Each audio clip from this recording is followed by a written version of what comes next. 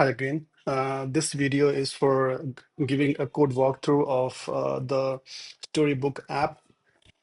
So on the left side, you will see that this folder structure shows the model view model application structure.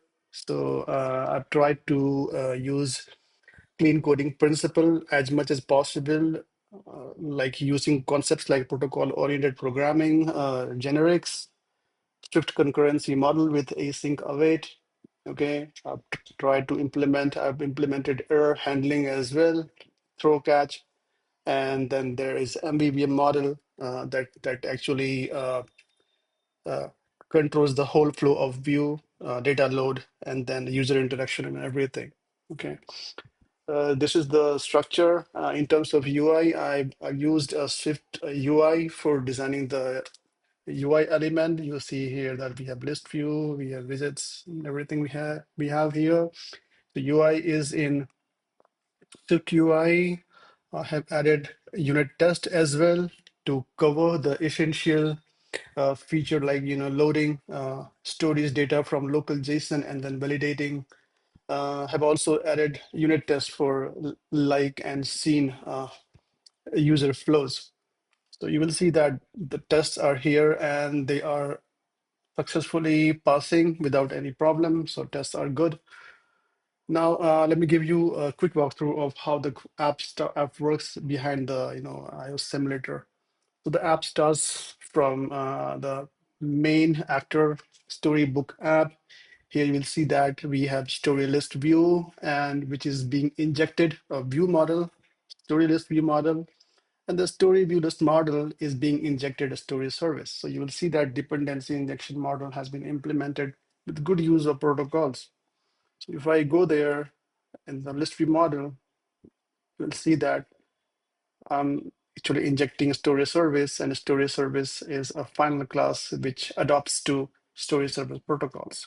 Okay, so protocol-oriented programming has been used as much, even though the app is pretty small, but such implementation you will see in the code. Okay, so app starts from this view, story list view. So we have view list model. View models are listed here. Okay, and then what it does as soon as so it initializes the service and it has functions for fetching stories. Okay, this is basically what this function fetch more stories communicates with the uh, service, fetch service, story service, which provides the mechanism of loading this data from JSON and then decoding it in form of story data model, which is again identifiable, codable, hashable, and it meets the requirement which are all needed. So it exposes this first fetch stories function, which loads. It doesn't call backend API as we have as was instructed. It instead it uses local JSON file mock stories.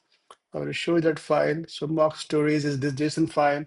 It does literally hundreds of items where each item represents a story with details like user ID, story ID, username, profile photo, title, description, and these list of images as well here as part in the form of array. So you will see that this is basically using the API, which gives a random image. Okay, so those images are not hard coded in asset catalog. Those all are coming from the real URL. Okay, so this JSON file has all the data. This is being used for tests as well. Okay.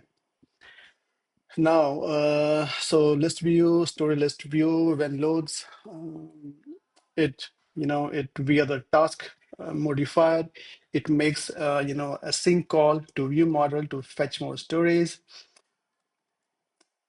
then communicate to the story service to fetch data from the local JSON, encode it to story data, and then give it back.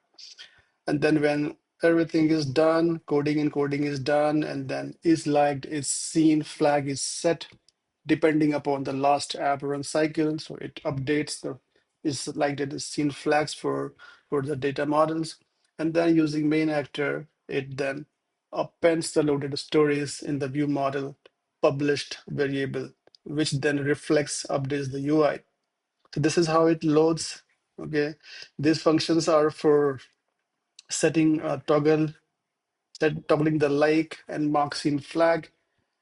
Okay, for this, I've created a persistent manager, which basically uses a user defaults API to get the liked and is liked state for a given story ID. It gives its scene a status for Boolean flag for the given story ID. Okay, and then this is where we then save it. We set liked state, we set scene state, and here we get back being using a user defaults API. So persistence manager takes care of liked and seen status across different app run cycles. This is also working fine, as you will see in the code. What else? Okay, so let's go to the story list view. So story list view then gets the list of stories. Those list of stories are then presented via a lazy V stack, and we use for each statement expression to render story details, story widget view, which is a component which we give the story data, and then it renders the required details here. Okay. To show the image, I've created another Swift UI component, web image view, which basically takes care of loading the image from a given URL using async image API. Okay. Have implemented a little caching. I didn't have much time to implement a professional level of caching mechanism, so I have used a little uh, solution here to cache loaded image, and then if that is available, show it. Otherwise, load it. Okay. So this prevents a little bit of screen flickering. And as I repeat, it is not a professional caching mechanism that requires lots of careful planning and implementation. This is a little solution to fix the image flickering issue.